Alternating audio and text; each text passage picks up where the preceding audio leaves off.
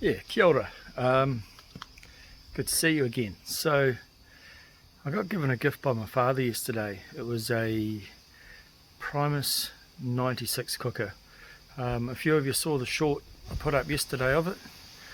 Well, last night I gave it a bit of a clean up. She was a bit windy last night, so I didn't fire her up. But anyway, let's have a look at it.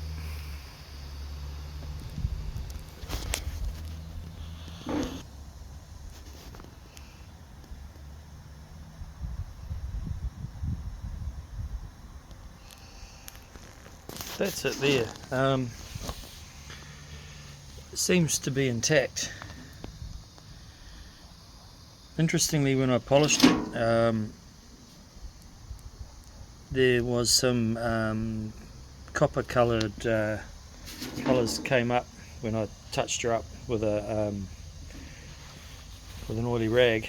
But yeah, so I'll fuel her up and then we'll see how it goes.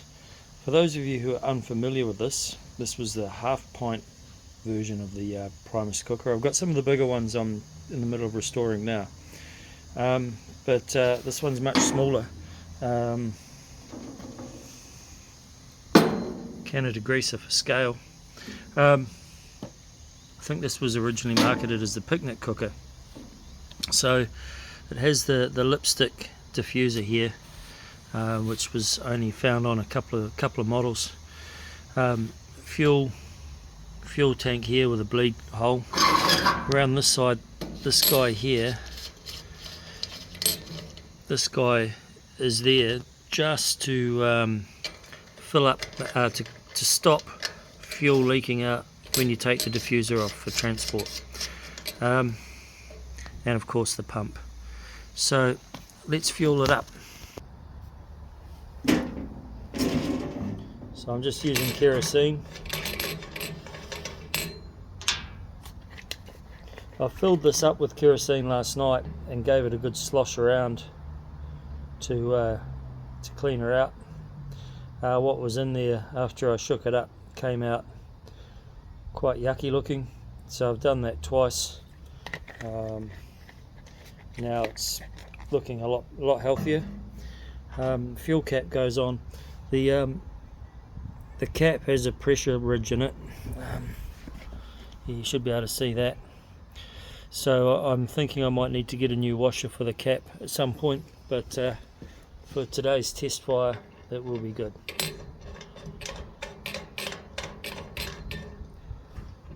Get that up nice and snug,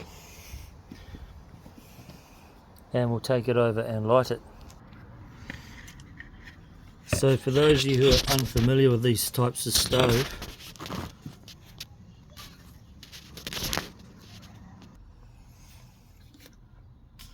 these stoves need a priming with methylated spirits. So this little cup here, you just fill that up. I've made a wee wind guard there to try and make it a little bit more conducive to happy lighting, and then we just light the meths. Now that meths is burning, we just let it sit. It'll take a couple of minutes to burn down. While that's going on, I make sure the bleed cap on the top here is open a little bit, so that way all I'm doing is heating the generator. I'm not heating excess fuel which is escaping out the top. When that cup is nearly empty, you'll see it start to bubble a bit. I'll close this and then give it a pump and it should go. We are outside and there is a wee bit of a breeze. You can see the flame dancing, so we may have to do this a second time, but fingers crossed it's going to work.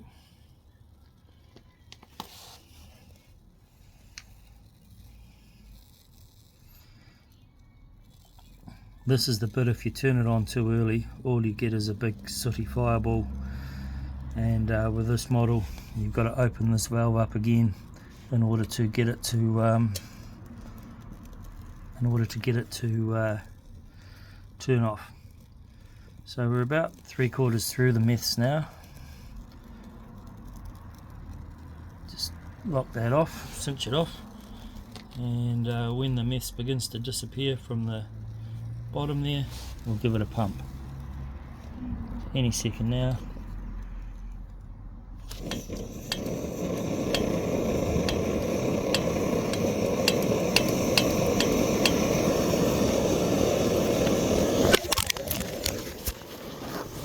And it goes. Whoop, that's what I was afraid of. So if I turn down this,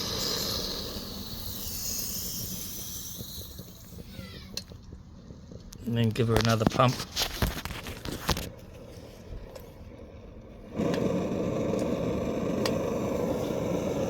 guess I'd over pumped it. So my research shows that this was a 1959 model. There's a serial number stamped on the leg which ends in 59, which makes it a 1959 model. Pretty happy with it. I'll have to wait for the weekend and cook up some breakfast on it. Anyway, thanks for watching. Have a good day, and we'll talk to you another time. Bye for now. Ka kite.